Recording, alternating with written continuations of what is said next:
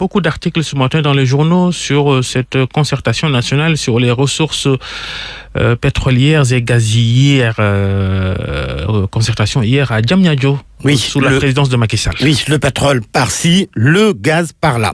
Principal sujet dans les journaux, la concertation nationale sur les hydrocarbures. Le chef de l'État a présidé hier les discussions sur la gestion des recettes issues de l'exploitation du pétrole et du gaz. C'était en présence, comme le souligne Le Soleil, des acteurs politiques, religieux, coutumiers, de la société civile, du secteur privé, entre autres. Enquête indique que malgré le boycott de l'opposition dite significative, les concertations nationales sur les recettes issues des ressources pétrolières et gazières ont été tenues hier à Diamniadio. Conséquence, le journal affirme que Macky réussit son coup. Pour l'Observateur, Macky est clair au pétrole. Selon mon confrère, le chef de l'État a apporté des réponses précises à la kyrielle de questions tournant principalement autour d'une gestion saine des ressources gazières et pétrolières. Pour Sud Quotidien, Macky cadre son dialogue, un titre qui s'explique par les propos du président, propos selon lesquels c'est un débat national, non un débat politique. Le quotidien national Le Soleil, lui, affirme que Macky Sall opte pour la transparence.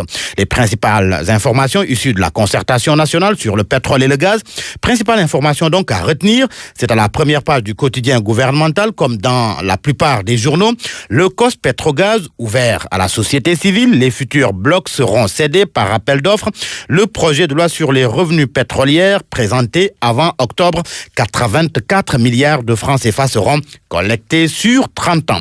Ce chiffre est d'ailleurs à la une de l'Observateur pour qui 84 milliards sont en jeu. Oui, il a beaucoup été question hier de milliards à Diamniadio et le quotidien parle de dialogue des sous et souligne que 16 800 milliards sont attendus sur 30 ans. Ce que confirme le quotidien LAS, Vox Populi l'a aussi relevé, qui indique que l'État espère 16 800 milliards de recettes sur 30 ans. Bref, Macky Sall est convaincu qu'il n'y a pas de malédiction du pétrole qui tienne. L'Obs se fait l'écho de ses propos et Enquête retient cette déclaration du chef de l'État.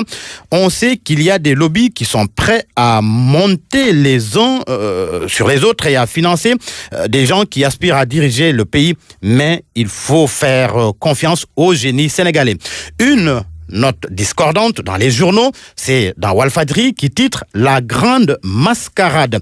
Selon mon confrère, la politique et le folklore ont pris le dessus sur le dialogue. Après plusieurs appels, c'est finalement hier que la concertation nationale sur la répartition des revenus pétroliers et gaziers a été lancée malgré le cérémonial qui a entouré l'événement.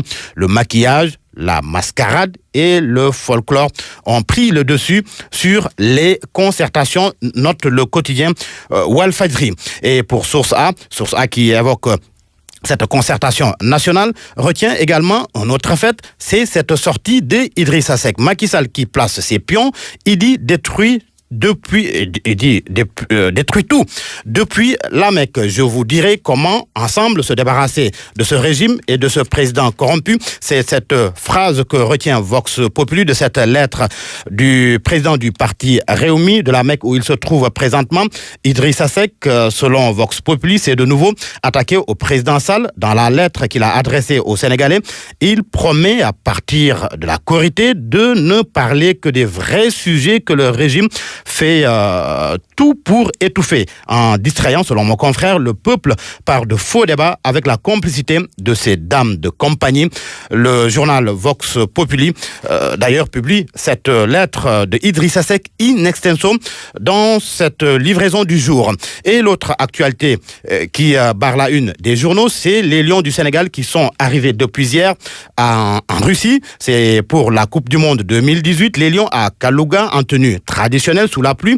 C'est ce qu'indique le journal Les Échos. Les Russes ont déployé une banderole en l'honneur de Sadio Mané. Sadio Mané, justement, Record parle de lui et titre ce matin Sadio Mania à Kalouga. Pour le quotidien Stade, les Lions sont arrivés en Danan. Et cette information à la une du journal L'Observateur Babacar, ce drame à Ndangour Ndiaye, une voiture 4x4 qui percute un arbre et fait 4 morts, dont 3 frères.